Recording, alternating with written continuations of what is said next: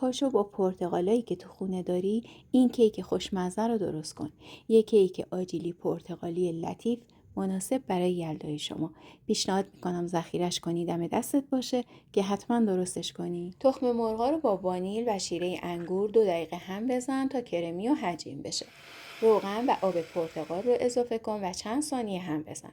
حالا نصف قاشق رنده پوست پرتقال و بعد آرد و بیکینگ پودر و پودر هل رو اضافه کن و در یک جهت به آرومی مخلوط کن و در نهایت مغزهای خرد شده رو به مایع اضافه کن و در حد مخلوط شدن هم بزن و در فر از قبل گرم شده 30 دقیقه زمان بده تا بپزه.